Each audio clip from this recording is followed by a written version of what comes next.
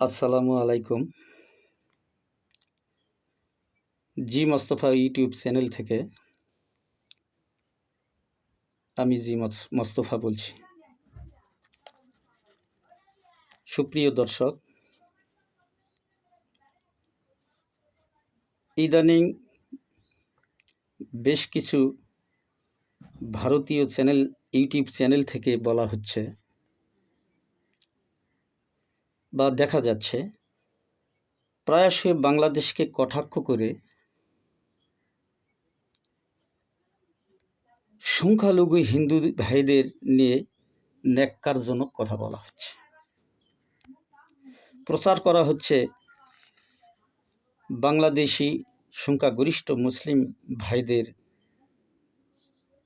নিয়ে নানা গুঞ্জন, অথচ ভারতীয় সংখ্যালঘু মুসলিমদের ব্যাপারে নীরব ভারতের নেটওয়ার্ক বা ইউটিউব চ্যানেলগুলো। সেখানে মসজিদ, মাদ্রাসা, গরুর গোশত ফ্রিজে রাখার কারণে মুসলিমদের বাড়ি বুলডোজার দিয়ে ধূলিসাৎ করে দেওয়া হচ্ছে।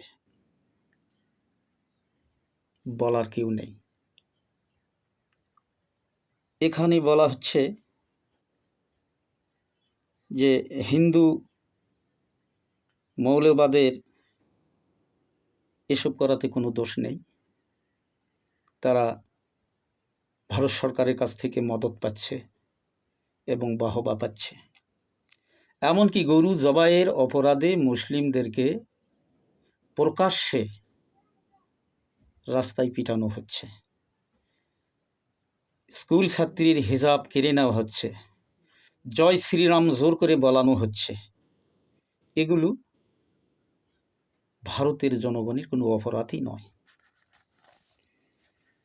দুঃখ লাগে যখন ভারতের ইউটিউব চ্যানেলগুলো হিন্দুত্ববাদের পক্ষ নিয়ে কথা বলে। আমাদের দেশেও তো হিন্দু ভাই আছে। ধরুন, আমার এলাকায় যে কয়েকটি মণ্ডপে পুজো হয়, আমার জীবদ্দশায় থেকে আমি দেখেছি সেখানে কোনো দাঙ্গা নেই। আর এই মুসলিমের দোকান না হলে হিন্দুর পুজো বাড়ির মেলাই চলতো না, এখনও চলছে না। তাহলে বাংলাদেশের মুসলিম এবং হিন্দু ভাইয়েরা মিলেমিশে কেমনিভাবে বসবাস করে আছে, এগুলি কি ভারতের ইউটিউব চ্যানেলগুলো খবর রাখেন না? ভারত বড় রাষ্ট্র, তাই বড় বড় কথা। বাংলাদেশের বলার কি আছে? কথায় আছে না, ইঁদুর সিংহের কাহিনী। ইঁদুরকে সিংহ ধরেছিল আর ইঁদুর বলেছিল, আমাকে ছেড়ে দেন হুজুর, আমার জীবন দিয়ে হলেও আমি আপনার জীবন রক্ষা করব।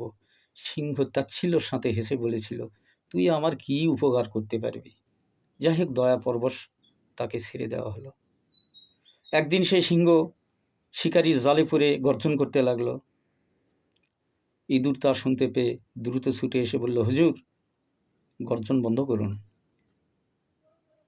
শিকারি এসে আপনাকে ধরে ফেলবে। আমি আমার ধারালো দাঁত দিয়ে এই জালের রশি কেটে দিচ্ছি। কত বড় উপকার! তো যাই হোক,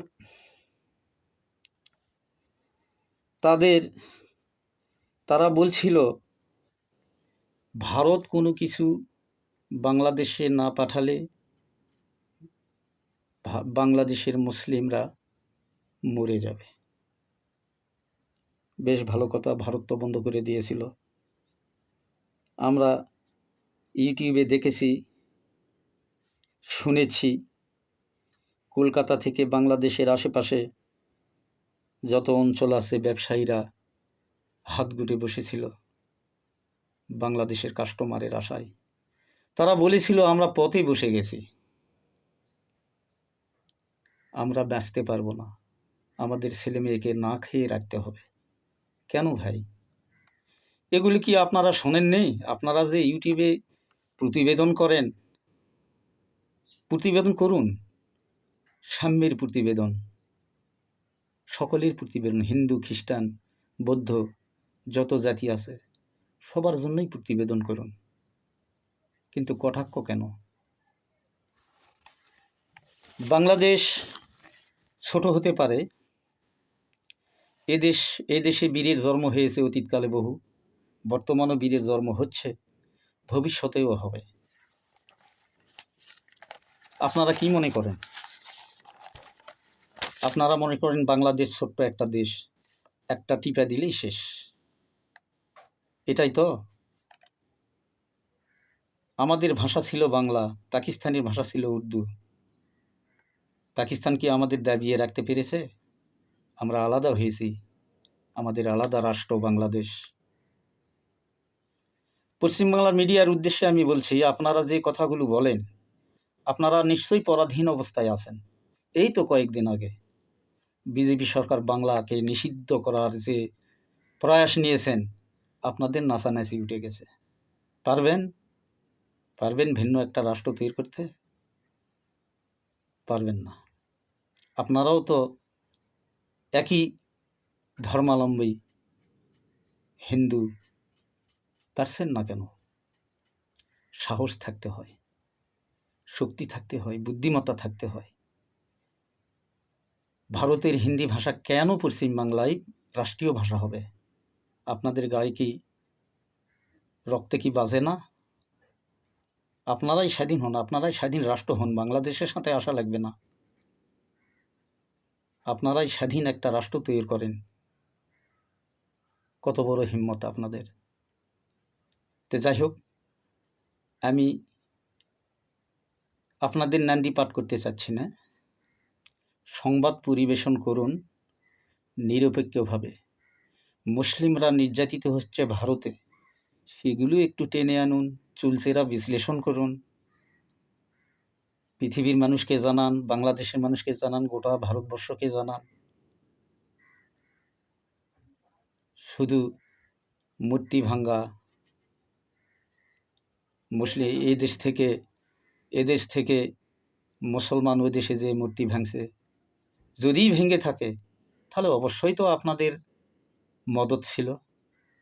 ধরুন তাদের, বিচার করুন তাদের, তারপর দোষেন বাংলাদেশকে। যাই হোক, আমি নতুন মানুষ, ইউটিউবে হয়তো অনেক কথা বলে ফেললাম, হয়তো আমার ভুলও হতে পারে। যাই হোক, আমার এই বক্তব্য যদি কাউকে লেগে থাকে, অবশ্যই আপনারা আমাকে ক্ষমা করবেন। আর আমার এই বক্তব্য যদি কাউকে ভালো লাগে, অবশ্যই আপনারা আমার কমেন্ট বক্সে মন্তব্য করবেন। আজ এই পর্যন্ত। আল্লাহ হাফেজ।